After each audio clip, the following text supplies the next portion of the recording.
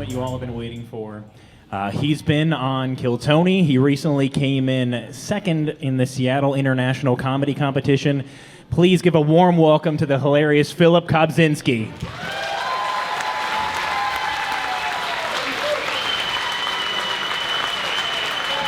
Keep it going for Brian and Nathan. They were great, man.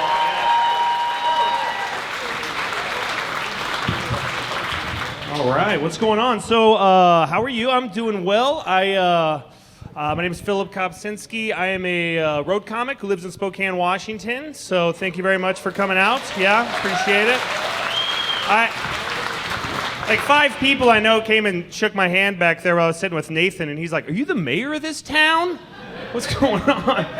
And I'm going to do a good job. I know a lot of you probably haven't seen me, and you're like, "A local guy, this asshole better be funny, okay?"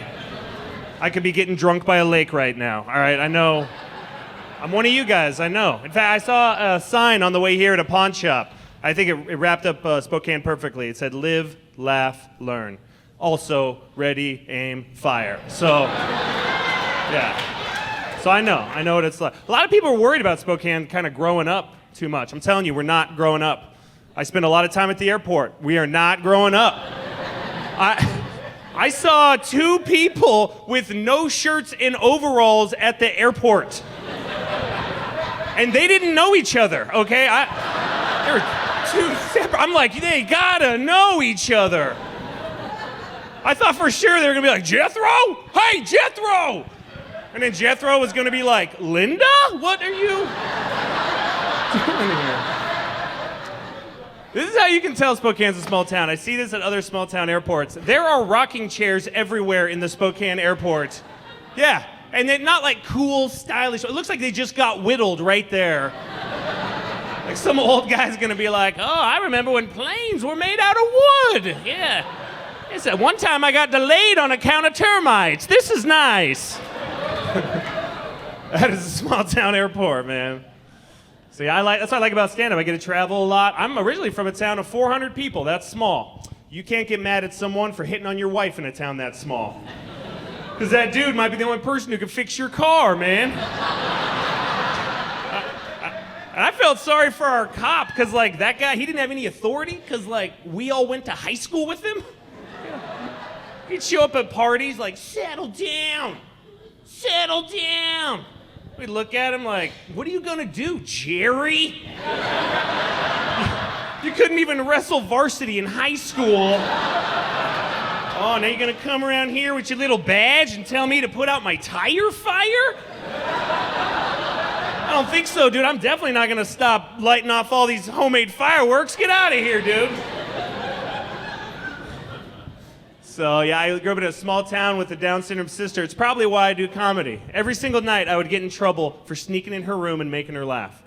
My dad would put her to bed, and he'd come to me, and he'd be like, "Don't sneak in there and make her laugh. She needs her sleep. She's got Down syndrome." His spittle would hit me in the face. I'm like, "Got it, psycho. Okay, sure."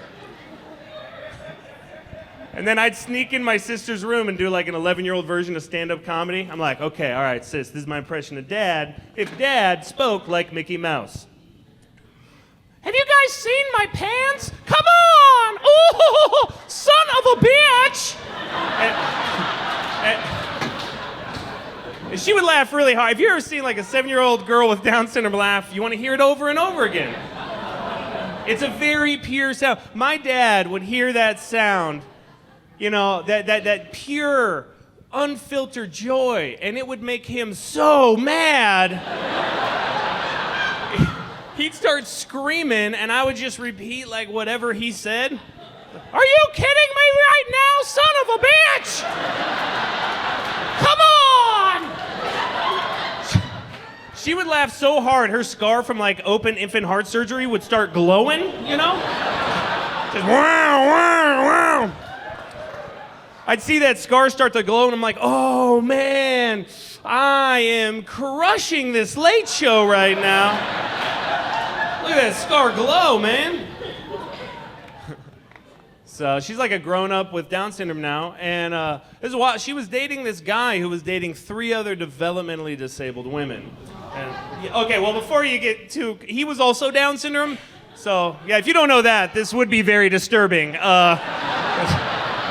not like just some creep who was like, I'm gonna be as scumbag as possible. Like, no, it's a nice guy with Down syndrome. No one would talk to him like an adult because he had Down syndrome, right? So I went and I said, hey, listen, man, just so you know, you're hurting her feelings. You know, maybe consider breaking up with those girls, just dating her, or break up with my sister and do whatever you want. And because I talked to him like an adult, I got to learn his perspective. Because he looked at me and he's like, don't hate the player, hate the game. I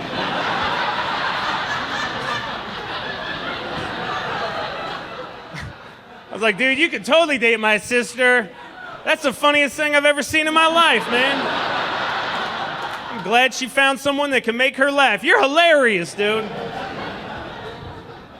And I'm protective of my sister, which I'm not. I don't feel that way about a lot of women. You know, I've always been around strong women. My grandma, she worked. My mom worked. In high school, I dated a female drug dealer. So, always been around strong. That's a weird dynamic, by the way. People would come over to her house and they're like, who are you? What's your deal? Are you like the enforcer here? Every time I'm like, oh my God, thank you, but no. I'm just here because when you guys are done, she's gonna take me to the mall and buy me whatever I want. So, American Eagle jeans, here I come. There's a lot going on for girls right now, too. I don't know, if you guys don't know this, girls can join the Boy Scouts now. And I have 2 boys in Boy Scouts. I'm all for it. I'm 100% behind it because that means my sons are the first generation of Boy Scouts to do something no Boy Scout has ever done. Talk to a girl. Yeah.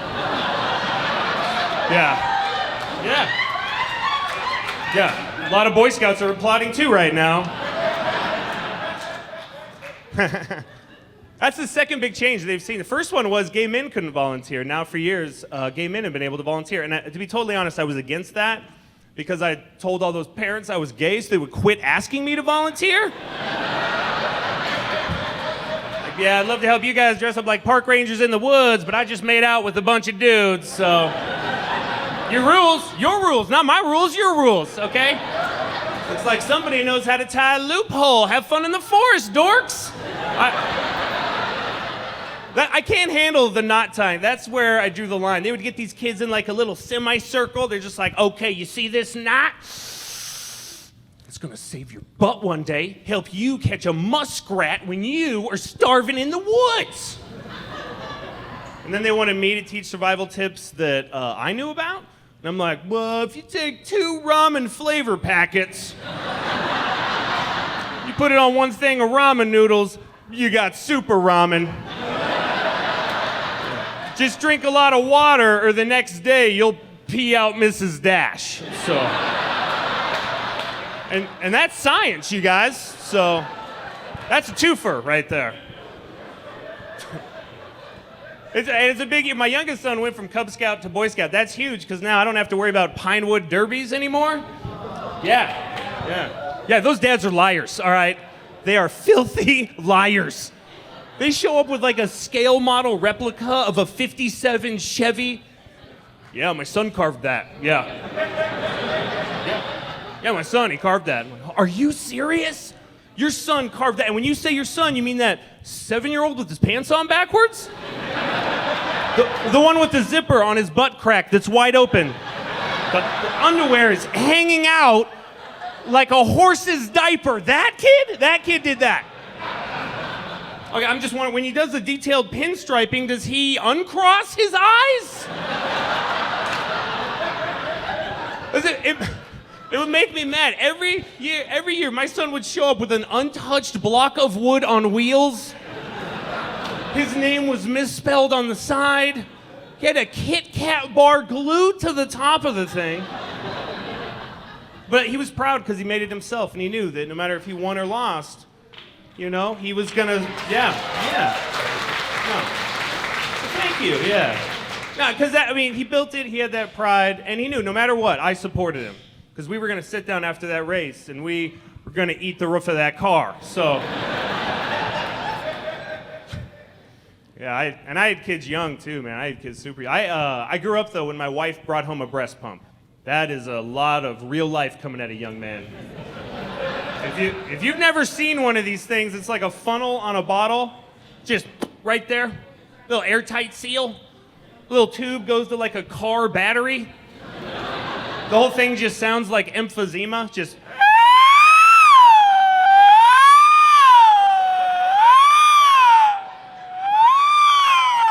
I gotta do this for half an hour? She would double barrel shotgun this thing sometimes. We had an old school model, it was like a defibrillator. So, it had too much juice. We plug it into the wall, our lights would start dimming a little bit. And my buddies had no idea what was going on. They're coming over, our whole house is like. They're walking around like, what is happening in your house right now? Do you have ghosts? No, that's my wife in the next room, just milking herself. I had no idea like how fast the milk came in. That was a surprise. We'd be talking, she's like a C cup.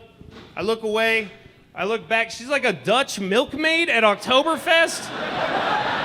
Every time I'm like, what did you do with my wife, Helga?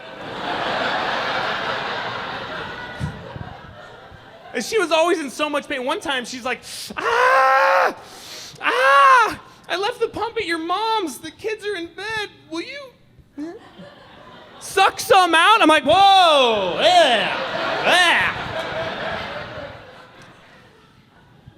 You know, but I did it, or I mean,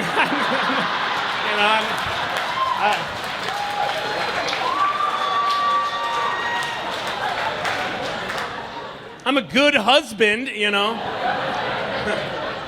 I'll tell you how I got talked into it too, because she used my language against me. Guys, fellas, she used our language against me. Because she was like, well, maybe just put the tip in your mouth and see what happens. It won't take long. I'm really close.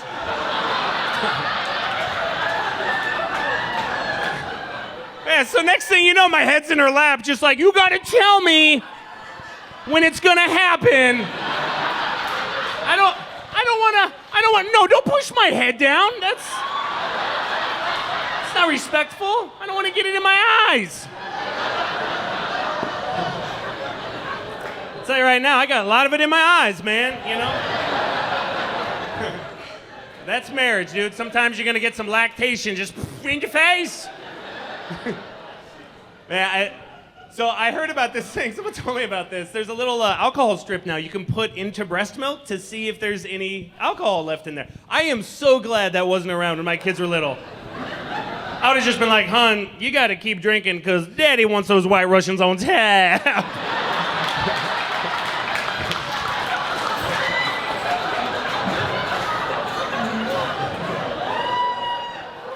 Yeah, thank you.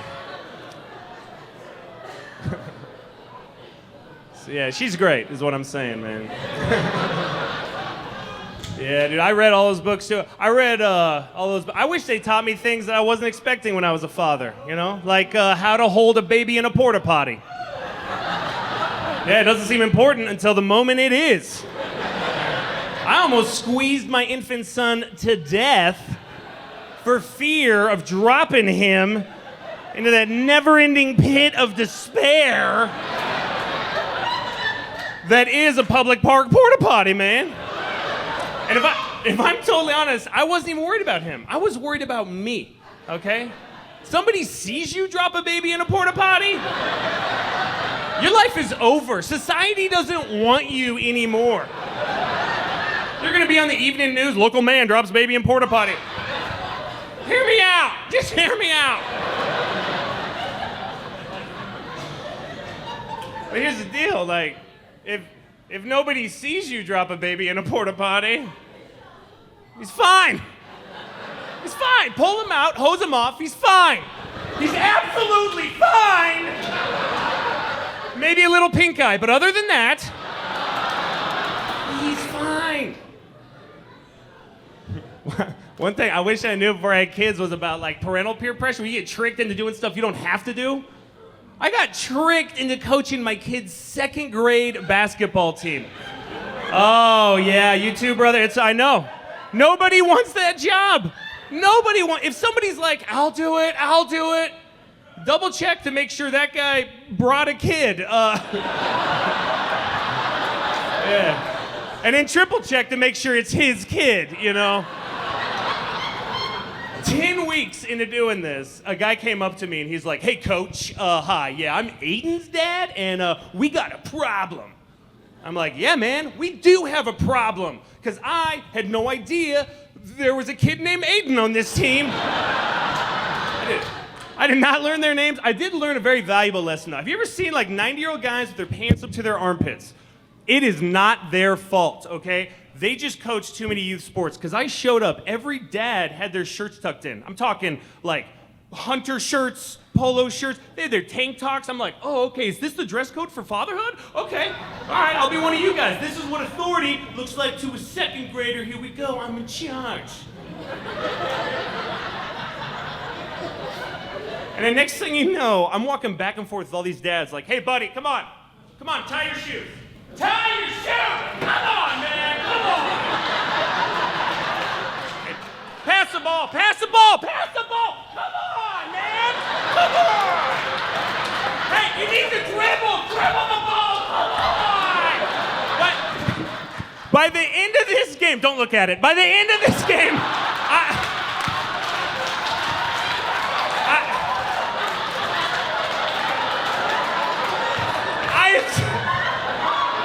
No, I said don't look at it. You'll see the future.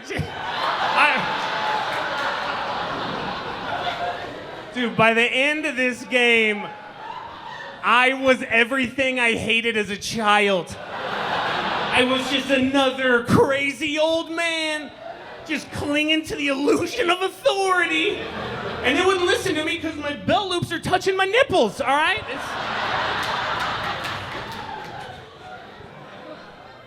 How weird it would be if I just did the rest of the show like that. And another thing!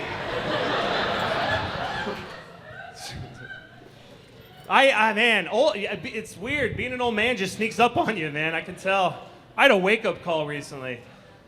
I was playing pickup basketball in a park somewhere. A bunch of young guys showed up. One of them bumped into me. My whole life, someone bumps into me. They're like, my bad, you good? You good? Not this guy. He's like, sir, are you all right? Like, dang, man, I'm sir, are you all right, old? And the worst part was, I was not all right. I was walking out of that park like, I'll be good, I'm just gonna walk it off. Later, when I can walk again. I'm like old man cheap, too. I don't even like listening to people, fantasize about being rich. Because most people do it wrong. Like, oh, if I had $1 million, I'd get a mansion, Mustang, condo in Hawaii. It's like, dude, you just spent $2 million imaginary dollars. Your budget was $1 million imaginary dollars. You're never gonna be rich. You can't even manage your imaginary money right now, man. So I shop at Goodwill, and I made a terrible mistake. I accidentally donated all my kids' clothes to Goodwill. Took the wrong bag down there. Yeah, and here's a lesson you can learn from me. They don't like it when you try to undonate at Goodwill. So my sons and I had to drive around shopping for stuff we used to own. And I saw a pair of underwear at a Goodwill. And that is gross. You guys seem like it's pretty normal here, but it was gross. My son was looking at me like, Dad, who is buying their underwear at a Goodwill? Like, yo, man, the real question is, who is donating their underwear to I have never been done with a pair of underwear like, man, you know what? Somebody else needs a turn with these. I'll put them in the nickel nick. High miles, only one owner. I did want to get like a pair of underwear, right? Like 2 or 3 names on it so people think they're the 3rd or 4th owner. Hey, call me Connor when I'm coming, Franklin when I'm going. Got these next to an old chair for $1. This is a sweet deal. Man, I'll tell you. You ever take a whiff of an old chair at Goodwill? You ever? Yeah, no, your imagination will tell you a little story then. Pardon me, how come this recliner smells like whiskey and lean cuisines? Because it was someone's given up chair, that's why. Just every night falling asleep in front of the TV in that thing, just forgetting about all their hopes and dreams, All their desires in life just washing over their face every night and as they go off to dreamland. And I've been to Goodwills all over the country. Every single Goodwill in the country will have like a lonely water ski, just sitting there. It could be 300 miles away from a body of water. There's always a lonely water ski, like under some broken toys, maybe a couch somebody died on. Every time I see it, I'm like, dude, if you're getting your water ski at Goodwill, where the hell are you buying your boat? Yeah, $40,000 boat, $150 water ski, yeah. I spent too much money on the boat. Actually, my tow rope's just a bunch of underwear I had to tie together, to be honest with you. So yeah, man, I am cheap, dude. I started, as the kids got older, we started shopping at bulk bin stores. Because it makes sense to shop for teenage boys at a store where they sell food by the pound out of a 50-gallon drum, and you get it by scooping it out like you're scooping oats to a horse. Because that's all teenage boys are. They're just startled horses. They come home from school every day just like, ah, ah, ah, ah, ah. We're like, shush, shush, shush, boy, I'm your friend. Come on, there you go. There you go. You're in a safe place now. Shush, shush, shush. Here. This is first dinner. There you go, buddy. Come on. There you go. My wife's in the back like, hold your hand flat or I'll bite your finger. I like shopping there, but none of our food is labeled. We just got like sacks of cashews and dried up apricots and stuff. Like, it looks like we went foraging in the forest. So I don't know, I never know what I'm eating. There was a bowl of sunflower seeds on the countertop. I grabbed them, put them in my mouth. She'd picked up unsalted sunflower seeds. Yeah, it was disgusting. I was so mad, I immediately started yelling at my wife. In my imagination. Not crazy.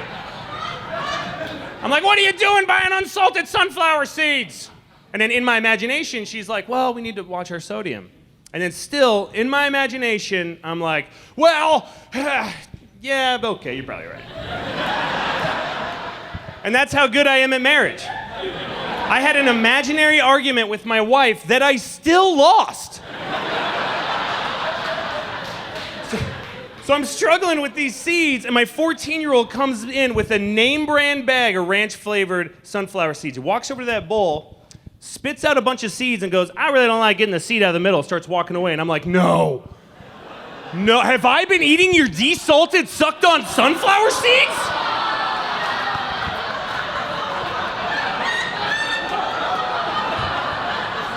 He's like, oh, I guess so. My wife thinks that's the funniest story in the world, by the way. She's like, well, that's what you get for having an imaginary argument with me. Yeah, maybe next time your imagination will keep its thoughts to itself, all right? Yeah, we could disagree. I think it's important. There's too many guys that won't disagree with their wives. It's scary. It's sad, you know? I know 5 guys right now who are pretending to be on juice cleanses because they can't look at their wife and be like, you know what? That's bullshit. I'm not gonna give up food for a week. What are you talking about? I got a buddy right now who has a 20-piece chicken nugget meal wrapped up in a paper bag in my garage fridge like it's a handgun he used in a triple homicide. He just comes over every once in a while, just like, let me just smell my nuggets.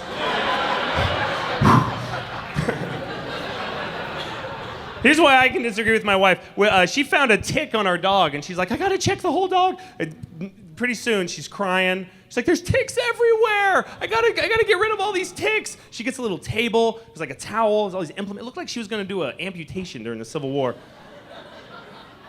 Then the dog starts whimpering, she starts crying. I'm like, I grew up in the country. Let me look at these ticks. You guys, she was trying to remove my dog's nipples. All right,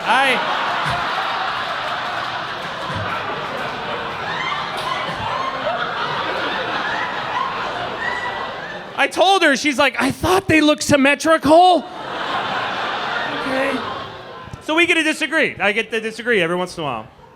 I want to be a good pet owner, you know? I just want to be a better pet owner than my dad. My dad is a great father. He's a great grandfather. Clinically insane pet owner.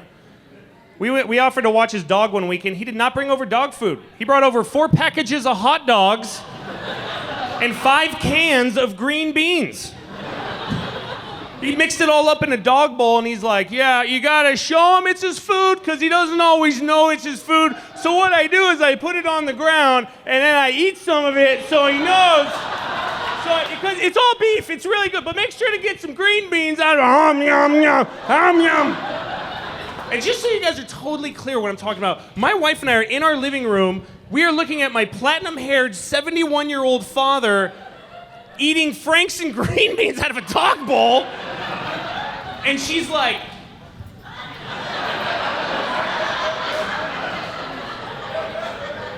what should I do? Close the blinds? I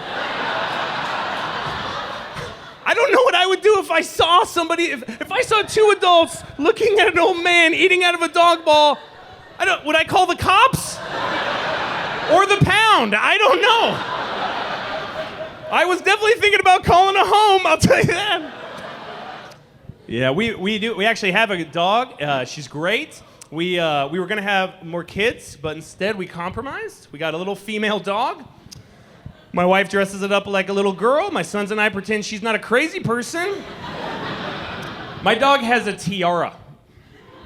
My dog has a fake fur coat that it wears in the winters to stay warm, on top of an actual fur coat grows out of her own skin. I don't know why this product is even made. But right after we got the dog, she was attacked in our backyard by a stray. Yeah, my wife turned into a mama bear. She's never been in a fight in her life, but when she saw this, she's like, oh no! Yep, yep, yep, yep. She's never hit anything in her life. When she punched that stray dog in the face, she was like a featherweight MMA fighter, just got her first knockout punch. She's like, did you see that? Woo! Woo! Her hair snapped into cornrows. Woo! I knocked that dog out!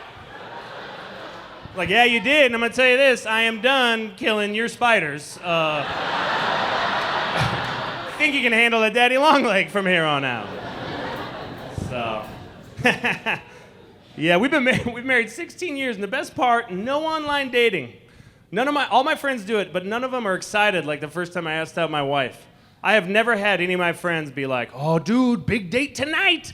Finally mustered up the courage to ask out corndog_87. So I've never even seen Tinder. I don't even know what that app looks like. You know, I have a married guys app. Married guys app is Fitness Pal. That is, yeah. You log your food and your physical activity, and then I think you just wait to die, because that's the rest of your life, man. This thing taught me that my morning latte I was drinking every morning was the equivalent of eating 3 donuts. Every day, I'm just starting my day just drinking 3 donuts right before I eat like 5 or 6 donuts. So I gave up the latte, and now I can eat 3 more donuts. This thing is awesome. I was trying to get into shape, and this is so weird. I accidentally joined a gym for female bodybuilders. I showed up, it was all women working out there, and I looked at the owner and I go, is it gonna be weird that I'm the only guy working out here? And she's like, no, give me your credit card though. And then I became a member. And I realized it was for female bodybuilders when it was all these just jacked women with veins popping out, and it was women that worked out at the gym. One of the posters said, I don't quit when I'm tired, I quit when I'm done. Which I thought, man, that's a great motivational poster for, giving head. And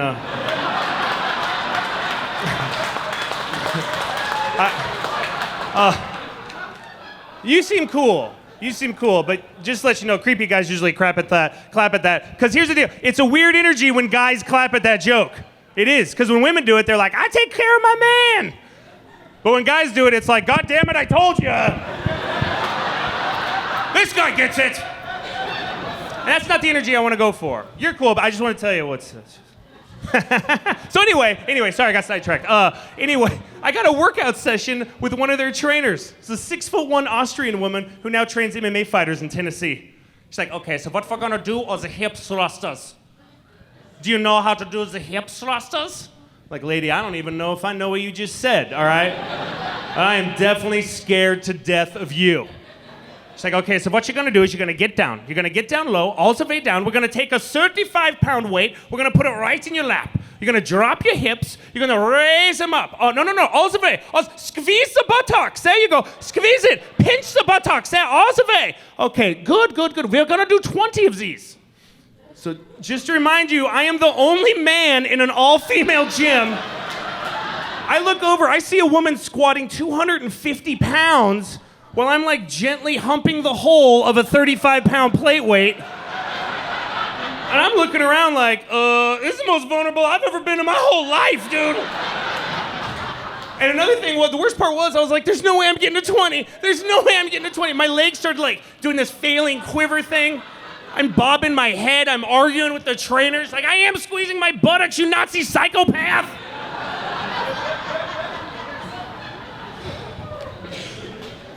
So, been trying to work out from home more, and I looked at this one thing. It's called a swim treadmill. It's like a long hot tub. It just shoots water right at you in the face. You know, you swim in your backyard like this. Because every trainer will tell you, best form of exercise. Struggling for your life in a river somewhere, yeah. Hey, what's your secret? Oh, I've been waterboarding myself, yeah. Yeah, I lost 20 pounds and admitted to 3 crimes I didn't even commit, so. I saw one, the off button was in the front. Didn't that seem like a mistake? You don't leave enough like juice in the tank, you're stuck in your backyard just like, somebody help me! I'm serious, help me, please! I just think that'd be a weird way to die, you know? Hey, what happened to Phil? Oh, he drowned in a class 1 rapid in his backyard. Left behind a wife, 2 kids, a dog with a tiara. That was 20 grand, so not gonna get it. Yeah, I am cheap. It's hard to be cheap in the Pacific Northwest now, you know, with all that legal weed that's out here. It's, yeah, cool, 1 person, excited. Yeah. All the rest of you guys are like, druggy. No, I know a lot of people don't smoke pot, but even if you don't do it, you gotta go to these stores. It's amazing. It's a huge cultural change. You walk in, the first thing they're like, hey, are you a cop? You have to tell me if you're a cop, because today's half off for law enforcement. Come on. Come on. You're one of us now, copper. It's like wine tasting in Napa Valley. They give you this little salt shaker of weed. They're like, do you smell the blueberry? This one has blueberry notes. Do you smell it? Nah, dude, I don't smell any. Everything in here smells like a skunk in a haystack to me. I am a low-end consumer. We're gonna do this old school. Here's $20. Give me the most amount of weed I can get for $20. All right, I'm low-end. You got like a Carlo Rossi jug of weed back there? You got boxed bud, you know? Mad Dog 420, that's what I'm about. I'm not trying to cure cancer, I'm trying to cure my ambition, dude. I got a giving up chair at home, not gonna give up in itself, man. My wife's trying to get me to spend more money. She took me to a marriage paraphernalia shop. I made that term up. Some of you guys know what I'm talking about, a sex shop. We saw a $700 sex toy at that place. You know what you get for $700? Fucking sex, man. I couldn't believe, this thing was nuts. It like hung from the ceiling. You crap it in here, and you strap it in here, and you're just hanging out in your like spare bedroom or whatever. It's looking like you're gonna go spelunking into a vagina. I saw this, I was like, where would we put this in our house? I can't imagine being like, hon, are we sure the kids aren't coming home? Because this is not how I want my sons to remember me. And I'm gonna be totally honest, I don't feel sexy right now. I don't. Okay, I feel like a trapeze artist about to get a pap smear is what I feel like. Is it? Okay, I don't know how okay, wait, it's slowing down. I think we can do it now. It's slowing down. All right, come to Papa. That's what oh, wait, God damn it. We gotta let it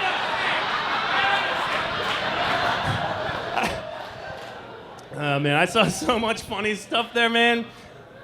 I saw this stuff with like 2 motors and a transmission, just like. I was like, how do you? Does that come with a diagram? The most popular vibrator apparently is called the Rabbit. I'm like, dude, the Rabbit? Oh, she's got one. Cool. Watch your purse. It's shaking away. She's like, no. So. I'm sorry, if you're spending that kind of money on a sex toy, I don't think it should be named after a woodland rodent, you know? Makes me think hillbillies are just making it in their garage. Hey man, what you want to call this son bitch? Coochie critter? Vagina varmint? What you want to call this son bitch? A rub it out rabbit, there we go, man. And $200, that's not toy price point, all right? That's appliance price point. You're gonna get into arguments about who's gonna do the preventative maintenance. Hey, hon, it says we're gonna void the warranty if we don't grease the clit widget, so. What's that? No, I did it last time. It's your turn. No, it's my Saturday too. I don't want to spend it greasing goddamn clit widgets.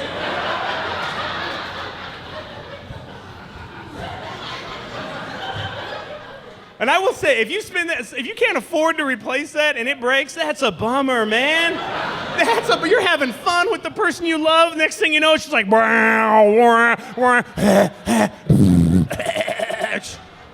oh shoot, we're gonna have to do it like we used to. I forgot how, to be honest with you. This thing's been doing the work for like 2 years. I've actually been back here bettering myself. I'm on my 3rd set of Rosetta Stone right now, I'll have you know. Yeah, I'm gonna tell you right now, no me sexto en la casa, no más. No más sexto. Yeah, you guys definitely have a rabbit at this table, man. They guys are, that is hilarious, dude. I don't know what that means. I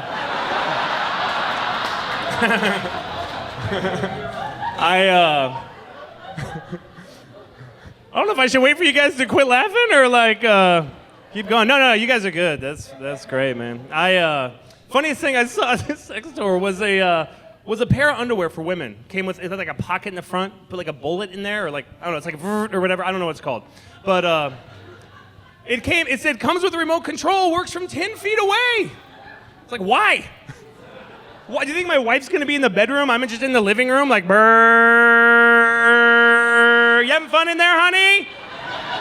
Yeah, I'd do it myself, but I'm already in my giving up chair for the night, so. Netflix is on, I'm all done, okay? Here's a way you can treat yourself. Small things, you know, small little luxuries is a way to really just use a little bit of money, give yourself a lot of luxury. High-end sexual lubricant. That is a great investment. I'll tell everybody else, but you must know already. You buy it on Amazon, comes in a little tube, squirt, go to work, dude, you know? Hit those maritals, right? Because the thing is, it's way better than like the budget option in the most shoplifted aisle of all time. Little ketchup flip-top bottle of lube. You gotta walk around all the teenagers with their pockets filled with like pregnancy tests and condoms, just like nothing to see here, you know? Because that's not sexy. It's not, oh baby, you're in the mood? All right, let me go grab my condiments real quick. It's all at the bottom, but I got this. Don't worry, I got this. We're gonna, no, it's fine. It's definitely gonna happen. It's definitely gonna happen. Come on. All right, I think I got it. Son of a bitch. All right, listen, I'm gonna go to the store and get some more puss sauce. I'll be right back. Yeah, I said puss sauce. I just want you guys to know that I said that. Because I am an old-fashioned gentleman. I saw some puss, man. A lot of dudes aren't doing it, you know? They think these pusses are coming self-saucing. They're not. And that misperception, that's why, dude, I'll tell you right now, that's why the Me Too thing would happen. I'll tell you right now, a lot of dudes are just putting their heads down, going for it. It's like, dude, calm down, Matt Lauer, you know? Unlock the door. Sauce a puss. Be a gentleman. It's simple.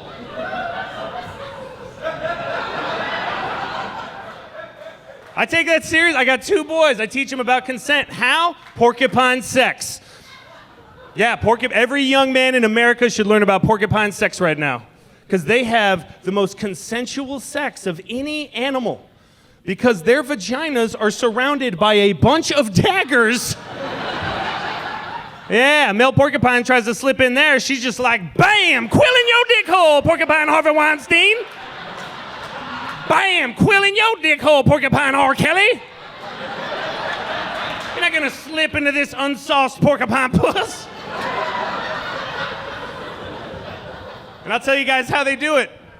I've seen the footage, man, black and white, motion sensor wildlife camera, and I know you guys know what I'm talking about in Spokane. If I say wildlife camera in big cities, there's usually a section of the crowd that's like, oh, people are filming the animals? Do the animals know? I don't know how to feel about this. But I know where I'm at, all right? A lot of people around here are like, wait, you're telling me I can get a camera put in the woods and watch animals have sex? Okay. All right, well, that sounds like a lovely Saturday evening. What the hell am I even paying for Netflix for, man? So this is how they do it. This is how the porcupines do it. They meet in the woods, you know, they nuzzle noses. It's like a little, how you do, my lady? And if the female likes him, she turns broadside. At that point, he stands up. His quills come down. He looks regal, like a college professor. You put little spectacles on him. You put little shorts on him. He's the librarian of the forest. And then he, very gentlemanly, pees on her. It's nature, you guys. And she does one of 2 things. She either turns away, lifts up the flap. That is a properly sauced porcupine puss. They're going to hit those porcupine maritals consensually. But if she shakes like a wet dog, that's a no. And he doesn't get grabby. He doesn't get weird. He doesn't send like porcupine dick pics or whatever. He just takes a step back and is like, and a good day to you, my lady. And then he just waddles off like a horny toddler back from whence he came.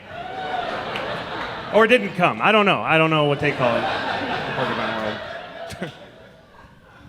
Oh, man. I wanted to tell you guys this wild story that happened to me doing stand-up. And I think you guys can handle it. This is an intense story. I think you guys can handle it. So I told that same joke in Kennewick, Washington. Are you guys from Kennewick? Okay, you're gonna know exactly what I'm talking about because this was a huge deal in Kennewick. So apparently, after my show, I told that joke. All these people lined up. The entire audience lined up to talk to me. And just so you guys know, I am not famous in Kennewick, Washington. I'm not like the Tom Sherry of Kennewick. Like, you know, I'm not like a guy who used to do weather that's like, who's ready for Waka Wakas? I'm back again, or whatever. That's not me. So they all line up to talk to me, and each one of them tells me the same story. They're like, did you tell that porcupine joke because of what happened in our town? I'm like, what happened in your town? And they all told me the same exact story. Apparently, a woman had hit a beaver on the side of the road. And then she went to go get a veterinarian to help out the wounded animal. When she came back, there's a man high on methamphetamine, 4 p.m, getting intimate with that beaver. I know it's hard to hear, but you got to understand, this was in the Tri-City Herald last January. First line of the article was, man high on methamphetamine allegedly having sex with a dying beaver on the hot. That was a real line in a real news article. A newspaper that went out to junior highs, I should add. I know, it's hard to listen to. Just imagine how big of a story this was in Kennewick. All these people lined up. We were at a hotel. They were about to go to their rooms, make love to each other. But before they did that, they're like, we got to talk to this comedian we've never heard of about our town's beaver fucker. Like, that's how big of a deal this story was. One guy stayed behind. He knew the woman that was driving the car, and he's like, hey, man, some stuff didn't make it to the paper. And I used to be a small town news reporter. This was like getting me excited. If someone put that story on my desk, I'd be like, I'm on the scoop. Pulitzer, here I come. So apparently, when the woman got back, saw what was happening, she's like, oh my God, you can't do that to him. The guy, high on methamphetamine, 4 PM, dick inside a dying beaver, looked back and was like, it's not a him. Dude, how homophobic you gotta be, man? How homophobic do you gotta be to be like, well, yeah, sure. I mean, yeah, I'm a beaver fucker, but I'm not some kind of gay beaver fucker. In fact, I have my dick in a beaver's beaver. I'm double straight right now. I'm straight squared right now, actually. No homo, bro. And I think there's a positive message in this. It really is, you know. I mean, despite what we get told by the media, we're like the nicest we've ever been. We're the most accepting we've ever been. There's a nonverbal autistic kid in my son's Boy Scout troop. If any of them come out as gay, some people may not agree with it, but they're all going to be treated civilly. You know, so I think we're moving towards a society where the only people who are going to care about, you know, the way people live each other's lives are going to be meth heads who would fuck a beaver in broad daylight. And yeah. And that's a paradise I want to live in, you know? Shoot, dude. I'm gonna cut for a commercial break real quick. I have koozies. They're 2 for $5 after the show. They're a lot of fun. They have my Instagram on there. They say real men drink breast milk. It's a lot of fun. If you get one, you gotta tag me. I also sell a shirt after a show. It's like $20. It might be the best shirt of all time. It says, I don't know where the top is. Oh, it says, I don't quit when I'm tired, I quit when I'm done. Yeah. But if someone wasn't here, you just flip this up and it says, this shirt's about giving head. And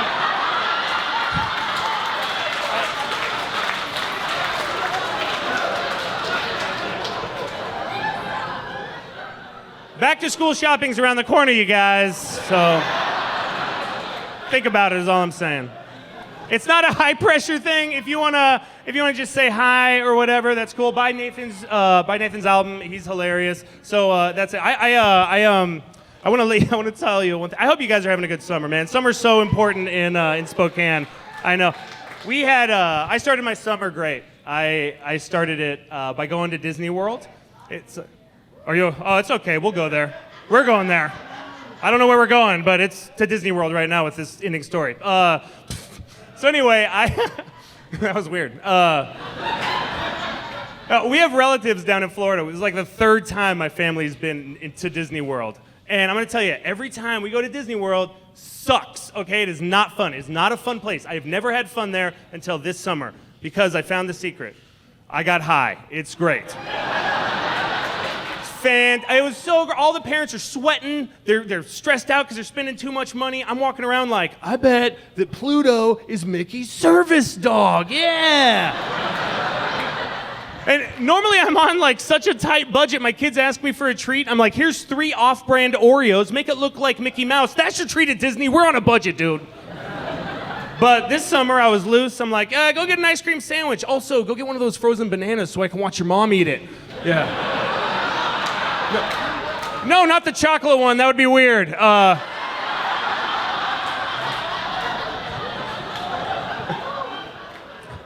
I know a lot of people are like, you shouldn't get high at Disney around kids. That's not what Jesus would want.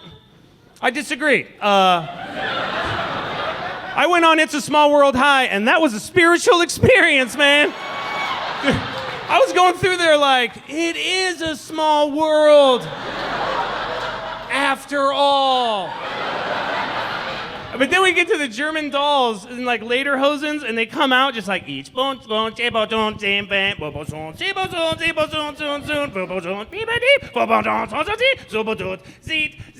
don't speak German, but that's like what it sounded like to me. And I'm looking at that like, oh, dude, I bet this is what it looks like inside a cuckoo clock.